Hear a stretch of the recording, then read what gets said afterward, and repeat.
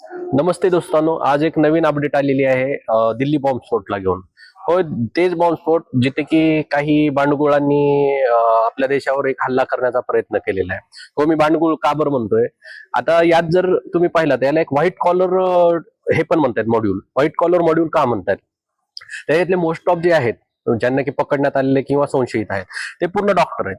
आता डॉक्टर हुद्दा म्हणजे डॉक्टरला तर आपण देव म्हणतो, म्हणजे ज्याचं कामच आहे देवानंतरचा दुसरा देव म्हणजे डॉक्टर. तर त्या हुद्द्याला पण जर एक कलंक लागत असेल तर त्याला आपण भांडवल नाही तर काय म्हणणार. आता जास्त त्याच्यामध्ये डीप मध्ये गेलात तर हे घडलं कसं. आता याच्यामधले जे मेन होते डॉक्टर मुजम्मिल, जे की ह्याच्यामध्ये पण येतं, आणि कार चालवणारा डॉक्टर उमर नबी, जो की कारसोबत I-20 कार मध्ये तो कार सोबत ब्लास्ट होऊन हे झाला, मरण पावला. तर मित्रांनो, ह्याच्यात पार्श्वभूमी जेव्हा डीप मध्ये गेली त्याच्यात असं कळालं की 10 नोव्हेंबरला या दोघांनी पण पूर्वी रेखी केली होती लाल किल्ल्याची 26 जानेवारीला. ह्यांचा हा प्लॅन होता 26 जानेवारीला तिथे मोठा घातपात घडवण्याचा. तो फेल गेल्यानंतर त्यांनी दुसरा डेट डिसाईड केली, ती होती 6 डिसेंबर. पण मध्येच्या काळामध्ये असं काही घडलं की ज्या कारणाने यांना हा डिसिजन फास्ट मध्ये घ्यावा लागला. आणि हे सांगतं कुठलं तर 10 तारखेची झालेली एक ऍक्टिव्हिटी. 10 तारखेला एक आपली जी हे आहे आतंकवाद विरोधी संघटना किंवा हे ATS म्हणा किंवा बाकीचं, त्यांनी एक यांच्या पूर्ण जे मॉड्यूलचे सर्व प्रमुख सदस्य होते त्यांना अरेस्ट केली, आणि त्यांच्या सोबतच त्यांनी जवळजवळ 2900 किलो स्फोटक पदार्थ पकडले, ज्याच्यामध्ये की 360 किलो अमोनियम नायट्रेट होतं. म्हणजे हे स्फोटक याच्यापेक्षा पण जास्त विध्वंसक जे असतं ते अमोनियम नायट्रेट असतं. आणि दुसरं जास्त डीप मध्ये गेल्यावरती असं समजलं की हे टर्कीला पण जाऊन आलेले. याचा अर्थ हा आहे की मित्रांनो, याच्यात फक्त इंडियामधूनच नाही किंवा बाहेरून, तर बाहेरील परकीय शक्तींनी पण खूप जोर लावलेला आहे. आणि तिथून वापस आल्यानंतरच यांनी स्फोटक जमा करण्यावरती जास्त भर दिलाय. 10 नोव्हेंबरला जेव्हा हे सर्व यांना सर्वांना पकडण्यात आले, त्या दिवशी हा जो होता, जो की कारमध्ये सोबत ब्लास्ट झाला त्याचा डॉक्टर उमर नबी, हा एकदम हायपर झाला. आणि याच्यामध्ये आता त्याला सुधरत नव्हतं की स्फोटक पकडली गेली, माणसं पकडली गेली, आणि आपल्याला तर ह्याला हे करायचंय, हे जे आपण ठरवले त्याचा ब्लास्ट करायचा आहे. तर त्यांनी काय केलं, असं म्हणजे पॉसिबिलिटी आहे की 6 डिसेंबरचा वेट न करता ऑन दी स्पॉट त्यांनी हा डिसिजन घेतलाय. आता काही रिपोर्ट्स म्हणतात की हे घडलेलं म्हणजे त्यानं जास्त हे करण्याच्या अगोदर आपण काहीतरी करू असं म्हणून घडवलेला हा स्फोट होता. याच्यात जे आपले मरण पावले आपले भारतीय सर्व.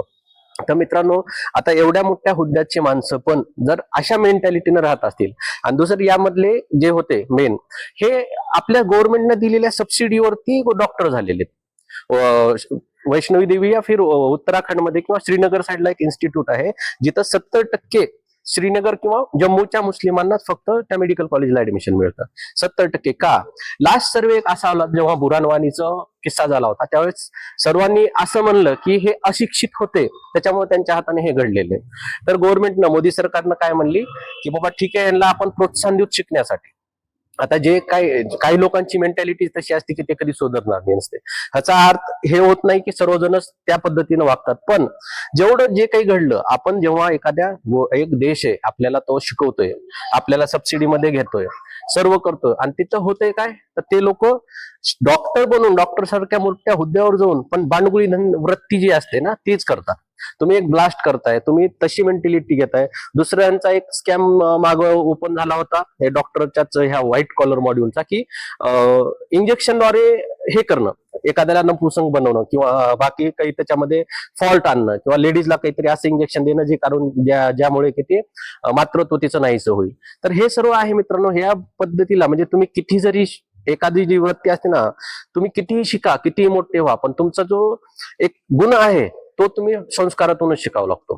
तर मित्रांनो, याच्यावर डीप मध्ये जास्त गेल्यावरती असं दिसण्यात आलं की जवळजवळ 4.5 लाख वेळेस आपल्यावरती सायबर अटॅक झालेला आहे. हा डेटा लीक होत नाही, कारण त्याचं रिझन हा एक प्रायव्हेट डेटा असतो, पण एक रिपोर्ट सांगते की 4.5 लाखच्या आसपास सायबर हल्ले आपल्यावर करण्यात आलेले आहेत. आणि हे इन्सिडन्स होण्याच्या अगोदरच दिल्ली एअरपोर्टवरती त्यांनी जे लँडिंग विमान करतात, विमान लँडिंगचं जे सिग्नल देणारं हे असतं, किंवा त्याला आपण हे म्हणतो नेव्हिगेशन म्हणा थोडक्यात, ते पण याने हॅक केलं होतं. बट आपली यंत्रणा तर सध्या खूप चांगली आहे, त्या यंत्रणाने तिथं वेळीच त्याच्यावरती हे आणलं होतं आणि त्याला मॅन्युअल मोडवरती टाकलं होतं. मॅन्युअल मोडवरती टाकल्यानंतर पण यांनी त्याला हॅक करून विमान फक्त हवेत भरकटत राहील अशा पद्धतीनं त्याचा एक वापर करण्याचा प्रयत्न केला होता. तरी मित्रांनो आपली यंत्रणा ही खूप सक्षम आहे. त्यांनी वेळीच ह्या गोष्टी पकडल्या. जो साठा पकडला गेलाय तो पण खूप मोठ्या प्रमाणात आहे. तरी पण हे घडतं जे की दुःखद असतं. मी जे त्याच्यात मरण पावले तर सर्वांच्या आत्म्याला शांतीला मिळावी अशीच प्रार्थना करेन. मी भेटूता पुढल्या व्हिडिओमध्ये. जय हिंद, जय महाराष्ट्र.